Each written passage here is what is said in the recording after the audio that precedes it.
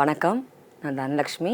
So நம்ம என்ன பற்றி டிஸ்கஸ் பண்ணியிருக்கோம்? Tnusrb ரிவிஷன்ஸ் பயாலஜியை பற்றி பார்த்துட்ருக்கோம். இதில் ப்ரீவியஸ் செஷன் என்னென்ன பார்த்தோன்னா கொஞ்சம் டிஸ்கஸ் பண்ணணும், அதாவது நம்ம ரீகேப் பண்ணணுமா இல்லையா? ஸோ ப்ரீவியஸ் செஷன் நம்ம என்ன டிஸ்கஸ் பண்ணியிருந்தோம்? பொதுவாக மரபியல்லாம் என்னென்னு பார்த்துருந்தோம். அது மட்டும் இல்லாமல் பயிர் பெருக்கிறதுக்கு மரபியல் சார்ந்த முறைகள் என்ன மாதிரியான முறைகளை நம்ம பின்பற்றியிருந்தோன்றதை பார்த்துருந்தோம். அது மட்டும் இல்லாமல் விலங்கு கலப்பினம் பற்றியும் பார்த்துருந்தோம். மருத்துவத்தில் ஒரு மரபு தொழில்நுட்பவியலை எப்படி பயன்படுத்தியிருந்தோன்றதை பார்த்துருந்தோம். ஸோ இன்றைக்கி எபிசோடில் அடுத்த பகுதி, அதாவது நம்மளுடைய சிலபஸில் அடுத்து என்ன கொடுத்துருக்காங்கன்னு பார்க்கும்போது பரிணாமம் சார்ந்த பற்றிய கேள்வி கேட்பாங்க. ஸோ இப்போ நம்ம பார்க்கக்கூடிய பகுதி எதுன்னு பார்த்தீங்கன்னா பரிணாமம். ஸோ ஒரு எக்ஸாம் பாயிண்ட் ஆஃப் வியூவில் உங்களுக்கு நான் சொல்ல வேண்டிய ஒரு விஷயம் என்னென்னா, எந்த ஒரு தேர்வுக்கு நம்ம தயார்படுத்துறதா இருந்தாலும் முதல்ல நம்ம அடிப்படையில் அது அந்த ஒரு மேத்ஸாக இருக்கட்டும், இல்லை ஜென்ரல் சயின்ஸாக இருக்கட்டும், இல்லைனா ஜிகே தென் ஜென்ரல் நாலேஜ் இருக்கட்டும், எதுவாக இருந்தாலுமே முழு ஈடுபாட்டோடு நம்ம அதை படிக்கும்பொழுது நமக்கு கண்டிப்பாக அதுக்கான சக்ஸஸ் கிடைக்கும். எந்த ஒரு வெற்றியும் எதை சார்ந்திருக்குன்னு நம்ம பார்க்கும்பொழுது நம்மளுடைய முயற்சிகளையும் அதற்கான பயிற்சிகளையும் அதனோட சேர்ந்து நம்ம நேரத்தை எப்படி நிர்வாகம் பண்ணுறதுலேயும் இருக்குது. இந்த மூணையும் நம்ம சரியாக பயன்படுத்தணும்னா வெற்றி என்பது நமக்கு தானாக கிடைக்கும். ஸோ இப்போ நம்ம பரிணாமம் பற்றி எனக்கு பகுதியில் ஒரு சின்ன ரிவிஷன் மாதிரி நம்ம பண்ணுவோம். ஸோ பரிணாமம் என்றால் என்ன? That is for evolution. இந்த உலகத்தில் எல்லா உயிரினமும் தோன்றுவதற்கு முக்கிய காரணம் இந்த ஒரு தியரியாக கோட்படம் எதை எடுத்துக்கிறோன்னா பிக் பேங் தியரின்னு தெரியும். ஸோ அந்த பிக் பேங் தியரி வர்றதுக்கு முன்னாடி இதை பற்றி நிறைய ஸ்டடீஸ் பண்ணியிருப்பாங்க. இயற்கை தேர்வு, அதாவது நேச்சுரல் செலெக்ஷன், தமிழில் நேச்சர் செலெக்ஷன் சொல்லுவோம் இங்கிலீஷில். இயற்கை தேர்வுக்கு ஒரு உயிரினங்கள் எப்படி உட்படுத்தப்படுகிறது?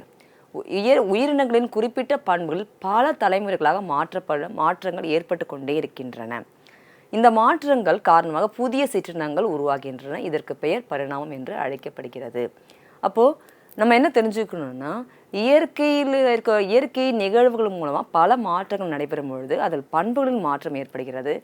அந்த பண்புகளின் மாற்றங்கள் ஒரு புதிய உயிரினத்தை உருவாக்கும் பொழுது, அதாவது சிற்றினம்.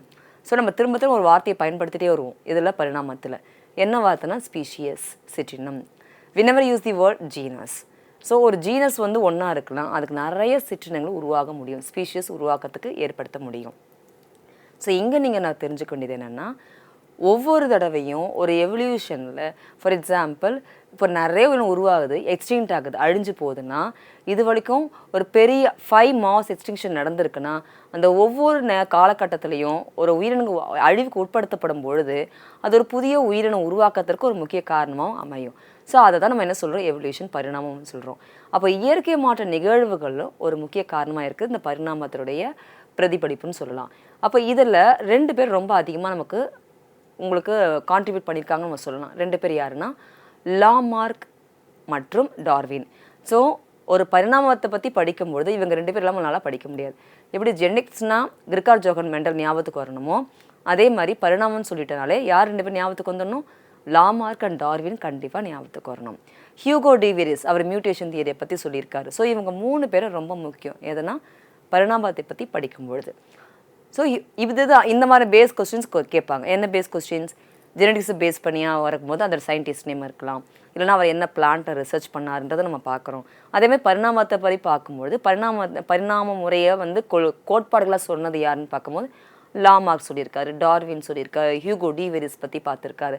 ஸோ இந்த மாதிரி பேசிக் அறிவியல் சார்ந்த அறிஞர்களை பற்றி கேள்விகளும் கேட்பாங்க. இப்போது என்னென்ன கோட்பாடுகள்லாம் உருவாக்கப்பட்டது இந்த பரிணாமத்தை விளக்குவதற்காக? To explain about the evolution, what are the theories or the scientists followed? Number 1, உயிரினங்களின் தோற்றம் பற்றிய கோட்பாடுகளை சிறப்பு தோற்ற கோட்பாடு தான் நம்ம முதல்ல எடுத்திருக்கோம். 2வது சுய படைப்பு கோட்பாடு, தட் இஸ் பார்த்திங்கன்னா உங்களுக்கு செல்ஃபாகவே அந்த ஆர்கனிசம் வந்திருக்கு, பயோஜெனிசிஸ் நம்ம சொல்கிறது, அதாவது பயோஜெனிஸ் சுய படைப்பு கோட்பாடு. உயிர் பிறப்பு கோட்பாடு, வேற்று கிரக அல்லது காஸ்மிக் தோற்றம், அதாவது வேற்று கிரகத்திலிருந்து அந்த ஒரு ஸ்போர்ட்ஸ் மாதிரி ஒன்று வந்திருக்கலாம், அதன் மூலியமாக ஒரு புதிய உயிரினம் உருவாகியிருக்கலாம்னு சொல்கிறது தான் வேற்று கிரக அல்லது காஸ்மிக் தோற்றம்னு சொல்கிறோம். உயிர்களின் வேதி பரிணாமம். So what is evolution? It's a nature selection causes changes in specific characters of organism over many generations. So this leads to new species. This is called evolution. So the different theories are, given by the different scientists. So the theories of evolution given by the Lamarck and Darwin, they explain about the natural changes that occur in this environment. So first, what is the first theory? Theories of origin of life. Number 1, special creation. Number 2, spontaneous generation, that is abiogenesis. abiogenesis சொல்லும் போது உயிரற்ற ஒரு கார்னிலிருந்து ஒரு புதிய உயிர் தோன்றியிருக்கலான்றது தான். Special creation சொல்லும் போது ஃபார் எக்ஸாம்பிள் கடவுள் ஒருத்தர் இருக்கார், அவர் தான் உருவாக்குனார் என்ற கோட்பாடுகளை உட்படுத்துறது தான் ஸ்பெஷல் கிரியேஷன். அண்ட் பயோஜெனிசிஸ், ஏற்கனவே இருந்த ஒரு உயிரினத்திலிருந்து தான் ஒரு புதிய உயிரினம் உருவாகியிருக்கக்கூடும் அப்படின்னு சொன்னது தான் பயோஜெனிசிஸ். அண்ட் ஃபைனலி பார்க்கும்போது உங்களுக்கு cosmic origin of theory, chemical evolution of life. So final ஸ்டேஜில் இந்த பயோஜெனிசிஸும் அந்த தியரியை நம்ம வந்து அக்செப்ட் பண்ணிக்கிட்டோம். அதே மாதிரி பார்த்திங்கன்னா chemical evolution of life, that is chemical தியரின்னு நம்ம சொல்லுவோம். ஒப்பாரின், ஹால்டன் ஒப்பாரின்னு நம்ம சொல்லுவோம். இந்த 2 சயின்டிஸ்ட் யூரே மில்லர் எக்ஸ்பெரிமெண்ட், இந்த யூரே மில்லர் எக்ஸ்பெரிமெண்ட்டுக்கு முக்கிய காரணகர்த்தாவாக இருந்தது யாருன்னு பார்த்தீங்கன்னா ஒப்பாரின். ஸோ இந்த ஹால்டன் ஒப்பாரின் தியரியை பேஸ் பண்ணி தான் யூரே மில்லர் எக்ஸ்பெரிமெண்ட்டில் கெமிக்கல் எவல்யூஷன் தான் ஒரு ஆர்கனிசத்தோடைய முக்கிய காரணன்றதை கண்டுபிடிக்கிறாங்க. அப்போ இந்த உலகத்தோட எல்லா உயிரினங்களுமே ஒரு இன்ஆர்கானிக்லேருந்து ஆர்கானிக்காக மாறினதுக்கப்புறம் அந்த ஆர்கானிக்லேருந்து தான் ஒரு புதிய உயிரினம் உருவாகிருக்குன்றதை சொல்லக்கூடிய ஒரு தியரி தான் chemical theory or chemical evolution தியரின்னு நம்ம சொல்கிறோம். இதை எக்ஸ்பெரிமெண்ட்டில் ப்ரூவ் பண்ண தான் யூரே மில்லர். பட் இந்த தியரி கொடுத்தது ஒப்பாரின் அண்ட் ஹால்டன் நம்ம சொல்லக்கூடிய 2 சயின்டிஸ்ட் தான். ஸோ ஃபைனலி எல்லா சயின்டிஸ்ட்னால அக்செப்ட் பண்ண ஒரு தியரி எதுன்னு பார்த்தீங்கன்னா கெமிக்கல் எவல்யூஷன் தியரின்னு சொல்லலாம். ஸோ நெக்ஸ்ட் நம்ம என்ன பார்க்க போகிறோம்னா பரிணாமத்தின் சான்றுகள், எவிடன்ஸ் ஆஃப் எவல்யூஷன். நான் முதல்ல உங்களுக்கு என்ன சொன்னேன், ஒரு பரிணாமம் எப்படி உருவாகும், மாற்றங்கள் ஏற்படும் போது ஒரு ஜீனில் இருக்கக்கூடிய மாற்றங்கள் ஒரு புதிய பண்புகளை இருக்கக்கூடிய ஒரு உயிரினத்தை உருவாக்கும். அந்த உயிரினத்தை நம்ம சிற்றினம்னு சொல்கிறோம். இதுக்கு இந்த மாதிரியான ஒரு புதிய உயிரினம் உருவாக்கத்துக்கு பேர் தான் பரிணாமம், எவல்யூஷன் சொன்னேன். இந்த எவல்யூஷனில் என்னென்ன தியரிஸ் இருக்குன்றதையும் பார்க்குறோம்.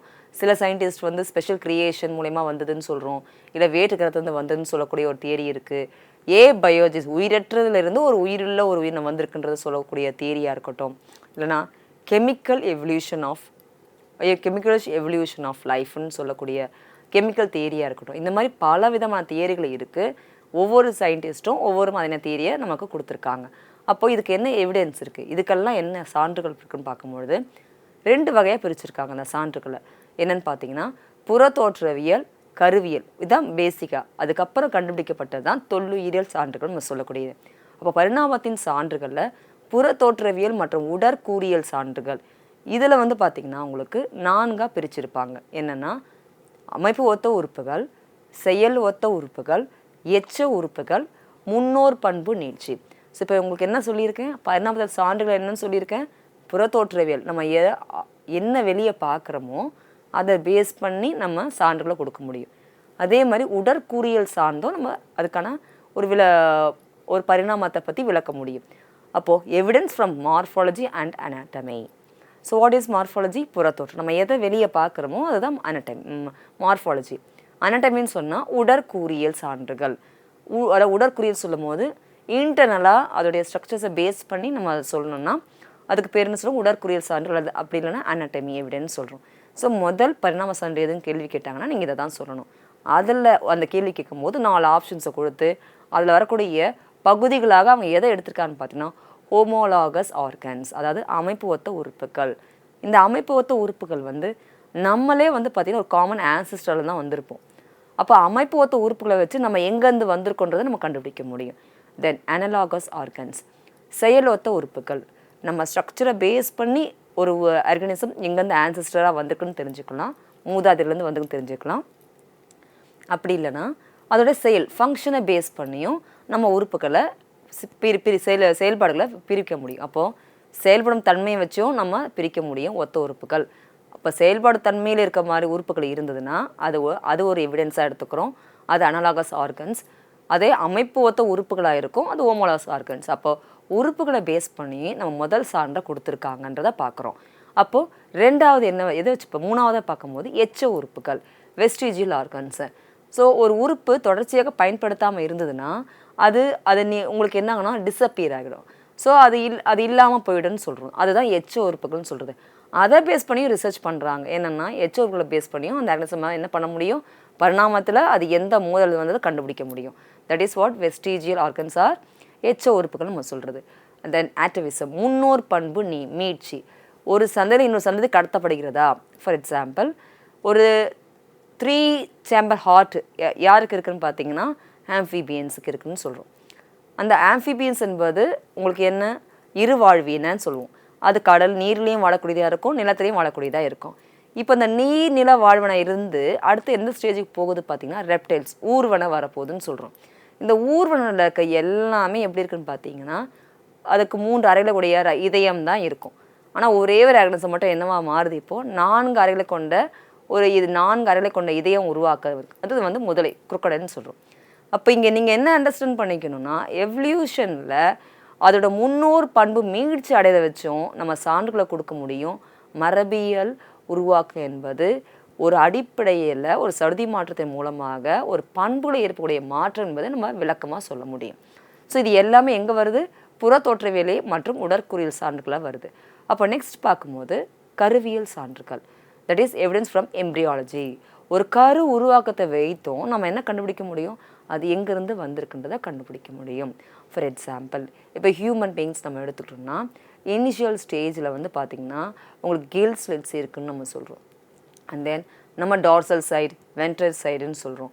போஸ்ட் ஆனல் டெய்ல்ன்றது வந்து உங்களுக்கு நம்ம பிரிக்கும் போது 2ஆக பிரிக்கும், நான் கார்டேட்ஸ் அண்ட் கார்டேட்ஸ் எப்படி இருக்குன்றது. அப்போது வெர்டிபிள் காலம் யாருக்கு இருக்குதுன்னு பார்த்தீங்கன்னா ஹியூமன் பீயிங்ஸ்க்கு எல்லாமே இருக்குது. தட் மீன்ஸ் எல்லா வெர்டிபிரேட்ஸ்க்கு, not only human beings, vertebrates முதுகெலும்பு உயிர் எல்லாத்துக்குமே உங்களுக்கு என்ன இருக்குன்னா அந்த வெர்டிபிள் காலம் இருக்கும்.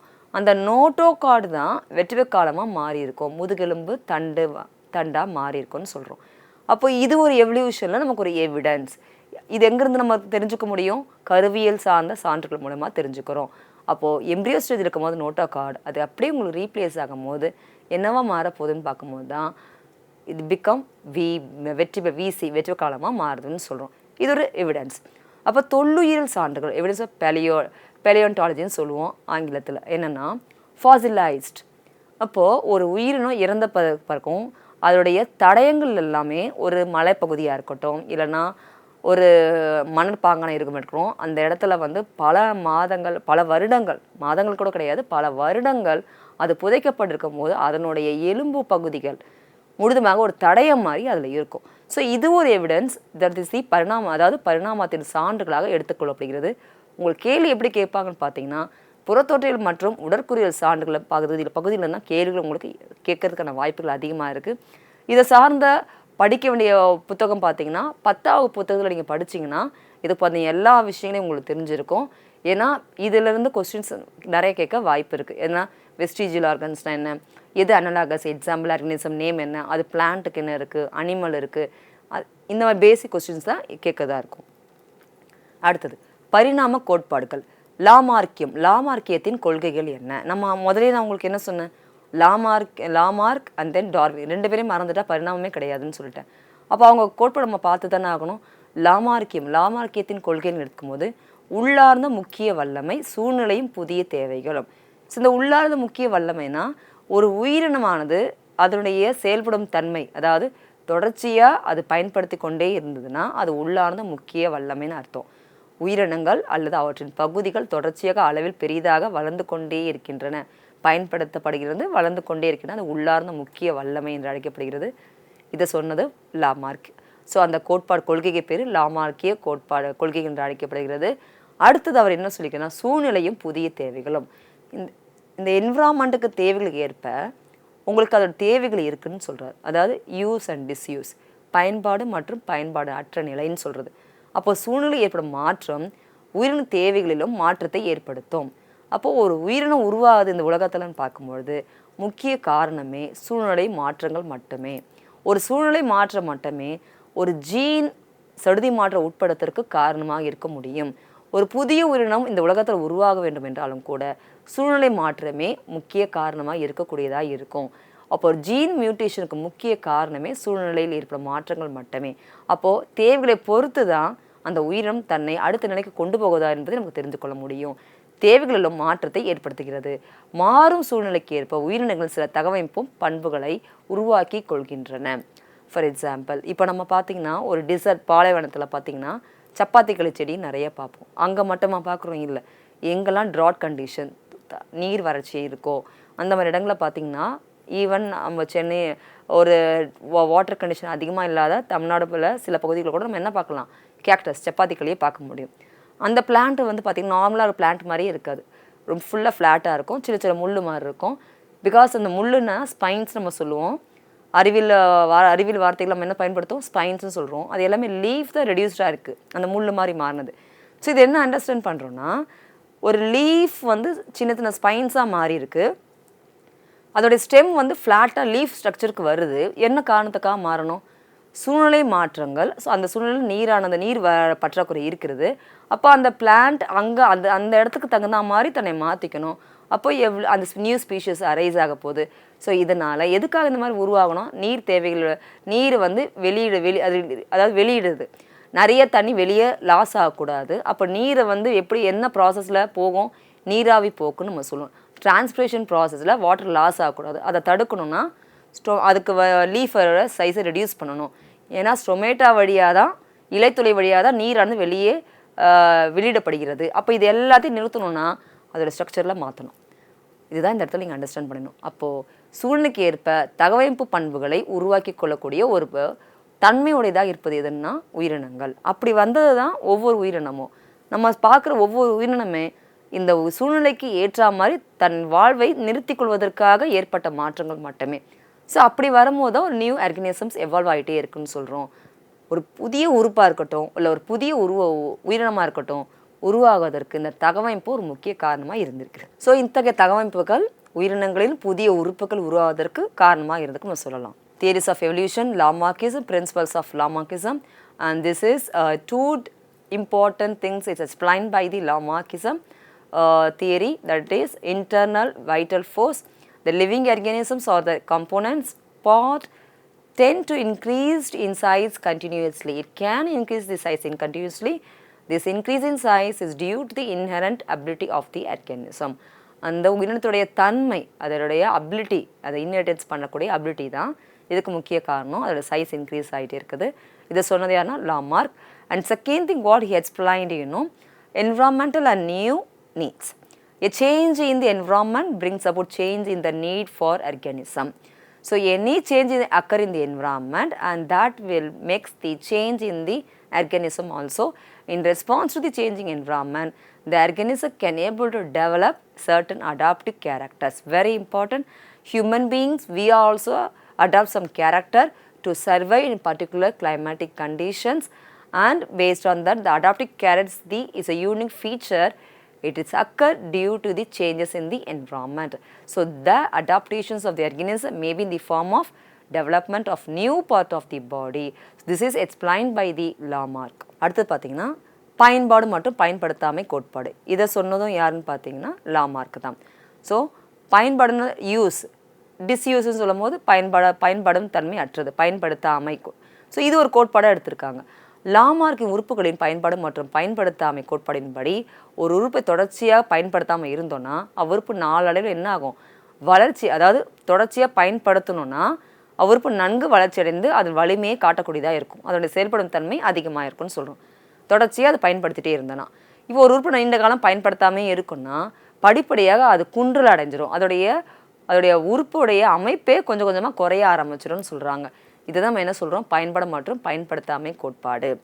அப்போது கண்டினியூவாக வந்து அந்த ஜிராஃபி எக்ஸாம்பிள் எடுத்துகிட்டா வரிகுதிரை கண்டினியூவாக என்ன பண்ணும்? அது ஸ்ட்ரெச் பண்ணிகிட்டே இருக்கும் அந்த கழுத்தை, அந்த நெக்கை ஸ்ட்ரெச் பண்ணி அது உயரத்தில் இருக்கக்கூடிய அந்த லீவ்ஸ் எல்லாமே அது ஃபீட் பண்ணிகிட்டே இருக்கும். அப்போது எவல்யூஷனில் ஒரு ஹார்ஸ் கண்டினியூவாக ஸ்ட்ரெச் பண்ணி வரும்போது நியூவாக ஒரு ஆர்கனிசம் எவால்வ் ஆகிறதுக்கு காரணமாக இருக்குது ஜிராஃபி. அப்போ அங்கே யூஸ் பண்ணியிருக்கு. ஸோ பயன்பாடு மற்றும் பயன்படுத்தாமை கோட்பாடு. அப்போது மங்கியில் இருந்து சிம்பன்சி, கொரில்லா இருந்து ஹியூமன் பீயிங்ஸ் வரோம்னா டிஸ்யூஸ், அப்போது கண்டினியூ பயன்படுத்தாமல் இருக்கும்பொழுது அந்த டெய்லே உங்களுக்கு என்ன ஆகிடும் பார்த்தீங்கன்னா it will be reduced. That is what அதுதான் நம்ம என்ன சொல்கிறோம்? பயன்பாடு மற்றும் பயன்படுத்தாமை கோட்பாடு என்று அழைக்கப்படுகிறது. மரபு வழியாக பெறப்பட்ட பண்புகளின் கோட்பாடு, அதாவது ஜீன்ஸ் லெவலில் நம்ம என்ன கோட்பாடுகளை எப்படி கடத்தப்படுகிறது. அப்போ சூழ்நிலை ஏற்படும் மாற்றங்கள் எதனை பாதிக்கும்? ஜீன்களை பாதிக்கக்கூடியதாக இருக்கும். ஸோ ஏற்படும் அப்போது விலங்குகளும் அந்த மாற்றங்களுக்கு எதிர்வினை புரிகின்றன. ஏதாவது மாற்றம் வந்து இந்த என்விரான்மெண்ட்டில் இருந்ததுன்னா நம்ம எந்த ஆர்கனிசமும் என்ன பண்ணும்? ரியாக்ட் பண்ணும், அதுக்கு எதிராக வந்து செயல்படும். அப்படி எதிராக செயல்படுறது தான் மியூட்டேஷன்ஸ், அறுதி மாற்றம். எந்த உயிரினமோ எதுக்காக எதிராக செயல்படணும்? தன்னை தக்க வைத்துக் கொள்வதற்காக.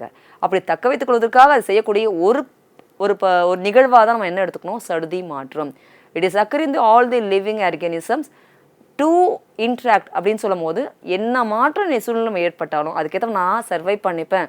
சர்வைவல் ஃபிட்னஸ் நம்ம சொல்லுவோம். அதை சொல்கிறது டார்வின். பட் இதுதான் உண்மையான காரணம். அப்போது அவர் டைரெக்டாக சர்வைவல் ஃபிட்னஸை பற்றி பேசலைனாலும் மரபொழியாக பெறப்பட்ட பண்பு கோட்பாடை பற்றி சொன்னது யாருன்னா லாமார்க் தான். Use and disuse theory. Lamarck use and disease theory states if an organism is used constantly, the organism develop well and get very strengthened. When an organism is not used for a long time, it gradually degenerates. So next theory, it's the inheritance of acquired character. So how it is occur?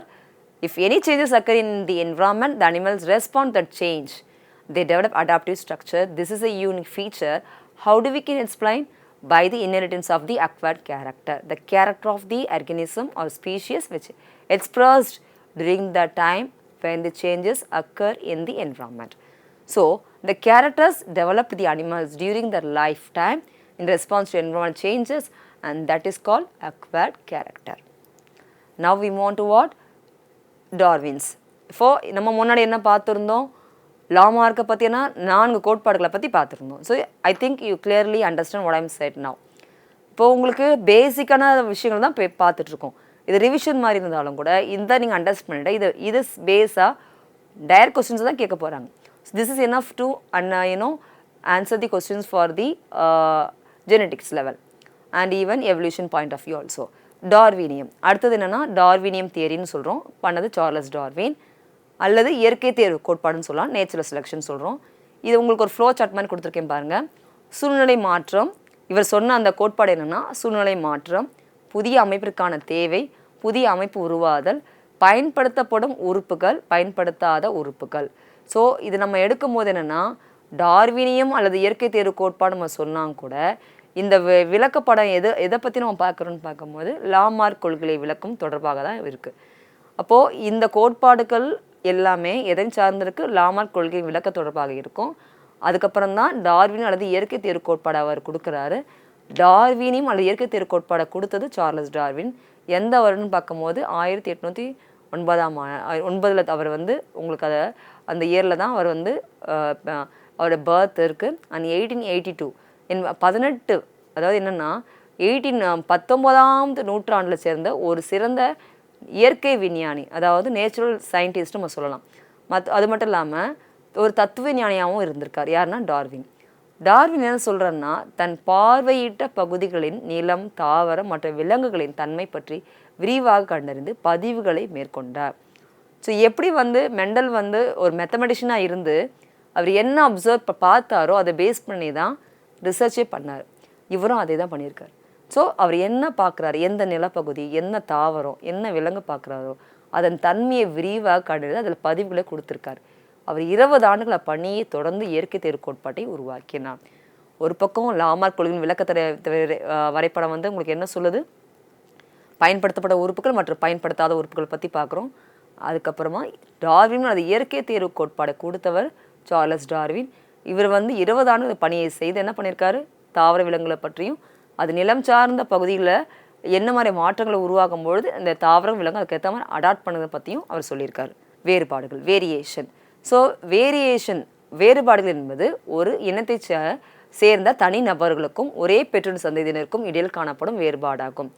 ஒரே இனம்னா யார்? இப்போ human beans எல்லாம் நம்ம எல்லாமே ஒரே இனம் நம்ம சொல்கிறோம். It's a species, same species, homo sapiens நம்ம சொல்கிறோம். இதுக்குள்ளே நிறைய வேறுபாடுகள் இருக்குல்ல, ஒரு பர்சன் இன்னொரு பர்சன் இருக்கிறது இல்லை. அதுதான் வேரியேஷன். அந்த வேரியேஷன் வர்றதுக்கு காரணம் என்ன?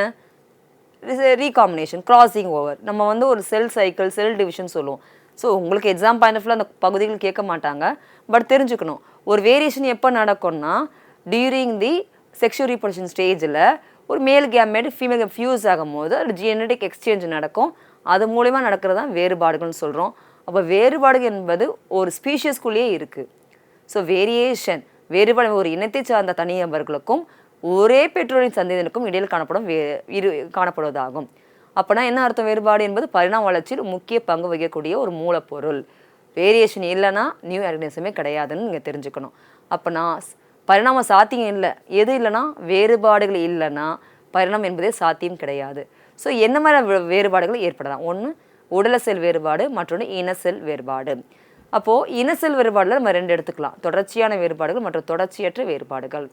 தோலின் நிறம், ஒரு உயிரின் உயரம் மற்றும் எடை, கண்ணின் நிறம் மற்றும் பல இன்னும் நிறைய இருக்குது.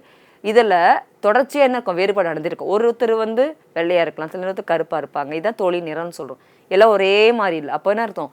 தொடர்ச்சியான வேறுபாடுகள் எல்லாத்தையுமே நடந்துகிட்டே இருந்ததுன்னா அது தொடர்ச்சியான வேறுபாடுகள்னு சொல்கிறோம். தொடர்ச்சியற்ற வேறுபாடுகள்னா குட்டை கால்களுடைய என்ன சொல்லுவோம் பார்த்தா ஆன்கான் ஷீப், அதாவது ஆன்கான் செம்மறியாடு. இது உங்களுக்கு இந்த 10ஆம் வகுப்பு புத்தகத்தில் கொடுத்துருப்பாங்க. நீங்கள் இதையே நீங்கள் படித்தாலே போதும். எக்ஸாம்பிள்ஸ் இதுதான் கொஸ்டின் கேட்பாங்க.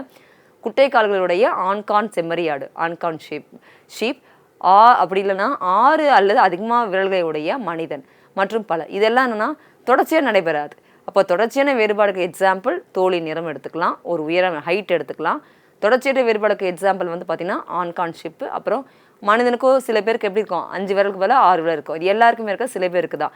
இந்த மாதிரி இருக்கிறது தான் தொடர்ச்சியற்ற வேறுபாடுகள்னு சொல்கிறோம். So what is variation? It is a difference among individuals of the same species and the offspring of the same parent. Variation is the raw material which play important role in evolution. Evolution would not possible without variations. Very, very important. You have to remember it. What are the types of variations present? Somatic variation, germinal variation, continuous variation, and discontinuous variation.